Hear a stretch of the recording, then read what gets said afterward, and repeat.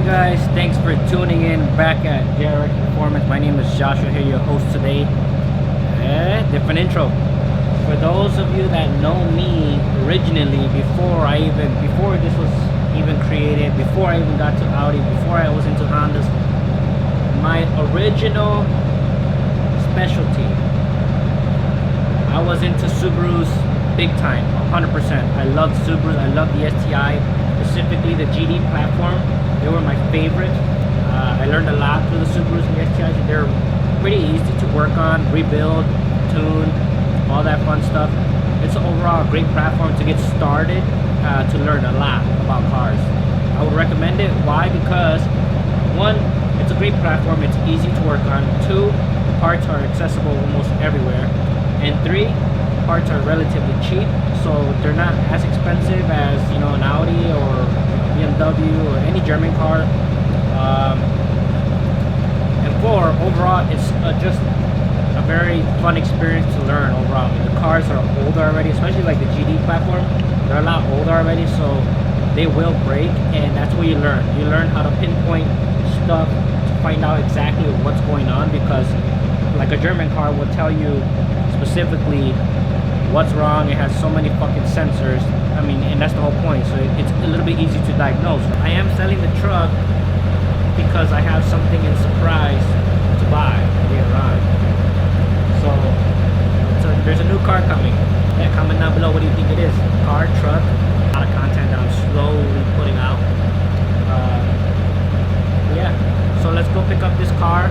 We're gonna drop off my truck, pick up the car, bring it back here, move the Audi out of the garage, and then we'll get to work. Alright guys, so we got the STI in our hands now. It's a pretty nice car. It's a 2006 Subaru STI. A couple things I did to it is engine rebuild, downpipe, intake, blah blah blah. So the reason why we're bringing this car back with us is because it has a couple things that need to be done in order to pass emissions. Get that to the shop so that we can get everything buttoned up, take it to get emission tested, and we'll go from there.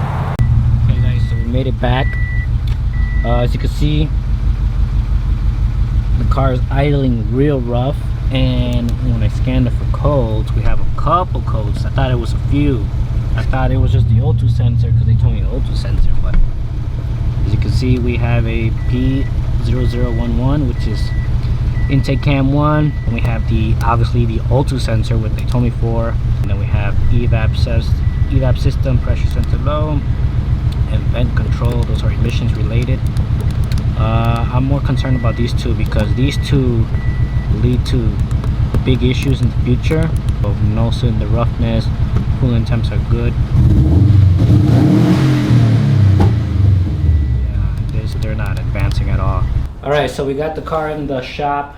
Again, it was throwing some intake cam codes, which I don't like. So I rebuilt this motor about, I want to say a year and a half ago. The engine, head, cam gears and all that were sitting for a year before I was able to actually put it together. But once I was able to put it together, I was a little skeptical of just stuff being out there exposed without, you know, any additional lubrication for storing. We built it and it worked fine. When I turned it in, there was no issues until now. One, can't pass emissions, so they can't get the car registered with a fresh tag.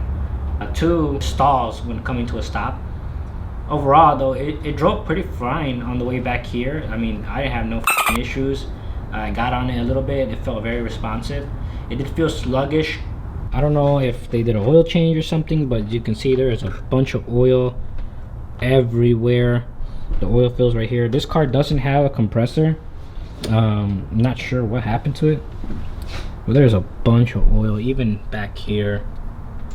There's this residual oil. I have no idea where it came from, and I'll give the customer a call and see what they want to do and move forward with, so that we can get this car back on the road so they can pass emissions and they're able to drive the car in the winter. Got it in the garage, and as you can see, these oil stains right here.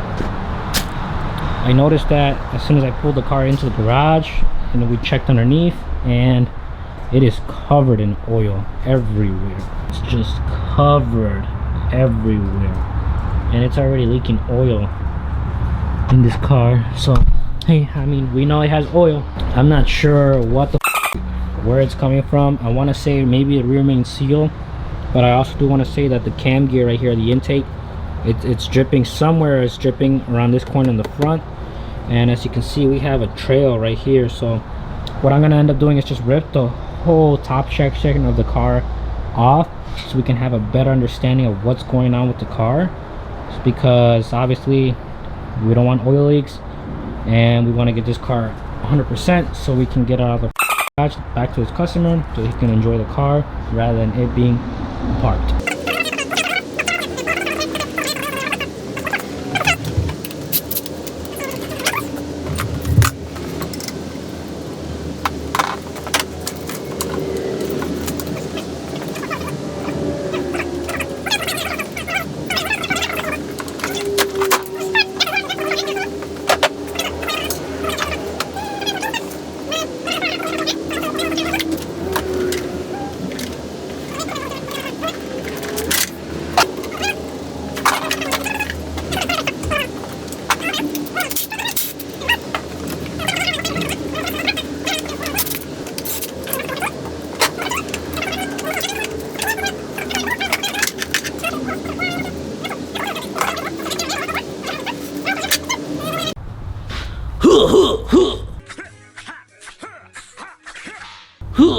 Looking ass.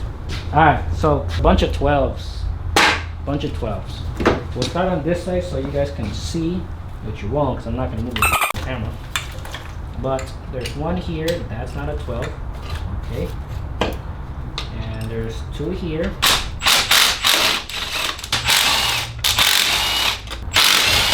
All of the bolts pop off. You can leave them on there. I like to take them off because it reduces the likelihood of you catching onto something. And then we're gonna have to unbolt the knock sensor on this car because, oh, I see where the oil is coming from. The crankcase. There's a crankcase 90 and it's literally split open. That's where all that oil is coming from. And there's your whole intake manifold assembly with the TGVs. Oh, be careful, it still has fuel. And once you remove the intake manifold assembly, you have a clear view of everything. You have your intake gaskets, or as we know, TGV gaskets. You can see some rust right here, some water. This is your tiny little turbski. We're gonna feel for any play. Spins freely, no shaft play, but the flex pipe, as you can see, is so all of this oil is leaking. And guess where? All because this 90 right here, as you can see, that it's right past the clip. It literally broke off. Okay guys, it's been quite some time. I've been working on the car, and we went ahead and replaced this 90 so it actually vents out and it's nice and sealed all the way. This 90 right here, obviously the one that was on here wasn't OEM already. As you can see, this is like completely stretched and worn out. So we went ahead and obviously it's the wrong size, it was a lot bigger. Whoever installed this air oil separator, which wasn't me, they just did everything wrong. I mean, the hoses from valve covers were on backwards. The drain wasn't even draining the way it was supposed to. The vent wasn't even venting the way it's supposed to. So what I did was, there's a special Y that comes with the kit. I was looking at the instructions and obviously the Y wasn't here anymore. And what I did was I just used the T for now. So right off the crankcase vent, we'll just vent straight into the bottom port of the air oil separator. And then the drain line, which is this one, will drain right back in when the car is off or when it's idling. Any air pressure will get in there, and obviously condensables will drain right back out. Then, like I said, we had a faulty injector, which was this guy right here. I believe it's cylinder 1. So we have our new injector right here. Here's what it looks like. I went ahead and I cleaned up all the oil mess up here, and we deleted the filters off the AVCS solenoids, and the turbo doesn't have one, so it's pretty much all free-flowing oil. Last thing I do have to do is obviously do the O2 sensor to take care of that. Well guys, it's been a day later and the STI is finally complete. We have no more check engine light anymore, so that's good. We passed the missions already, so right now I'm just letting it idle. Just wanted to make sure there's no more leaks, and then we're gonna go for a test drive. But we did a lot to this thing, man. We actually had we got the new O2 sensor installed, and that was the most painful process of this whole thing. We did an oil change as well with new filter. This is the old O2 sensor that was in the manifold. As you can see, this guy snapped inside the manifold, so no matter what I did, I applied heat. So what I ended up doing was just cleaning the actual outside of the torn off piece really good, and I prepped it, and then I had a bolt from my parts bin and I cleaned it off too, and I just try to TIG weld it as best I can. And then with the actual TIG welder, I actually heated up just the surrounding area real nice and orange, and then I obviously dumped some cold water at it to contract the actual bolt while the manifold is hot, and that should be able to free it up. And once I hit it with the impact, it came right off. So I was so thankful that it came off. So we got a new O2 sensor in there now from Denso, 234-9120 for anyone that has a STI. I'm gonna take this car on a test drive.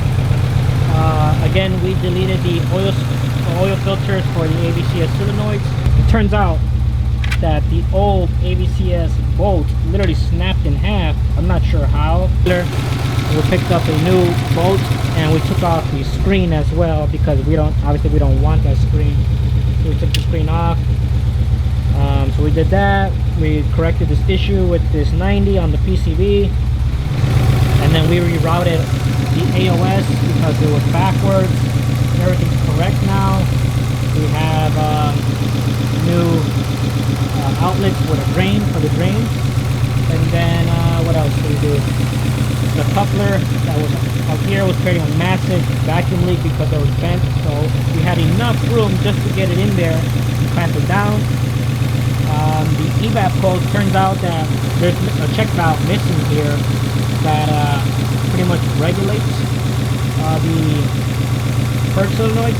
So I went ahead and capped these off, and there's no more check engine lights. So I'm assuming, I'm gonna have to let the customer know, hey, we need that check valve, or if you want to delete it in the future, it's up to you. What else did we do? We did an oil change. It was a little, and I definitely do not like flaky metallic shine to the oil. As you can see, there's a lot of metal in the oil. I'm not sure if it's from like whatever was left and it got flushed in there with the oil. There is no ticking noise, there's no knocking noise at all. I mean, the motor sounds very healthy, so I think it's just that first oil change. It has 113 miles. As you can see, we got nice AFRs now. Before we were running really rich at like 12, 11, and there was a massive vacuum leak, and I checked everything to determine what the fuck it was. I thought maybe a split line for the boot controller. No, all it was this clamp was tight but not tight enough, which was crazy, because as soon as I tighten that clamp, that's it. And I never touch this clamp. I touched, I loosened this one, I took the whole coupler off, so whatever. It's running now, it sounds healthy. So now we're gonna go for a test drive real quick, make sure everything works. Again, no check engine light, and we're reaching proper temps, which is 207 on these cars. And as you can see, it's going down, so that's good. And this is all idling, so that's very nice. So yeah, gonna take this car on a test drive real quick, and then we'll close out the video shortly.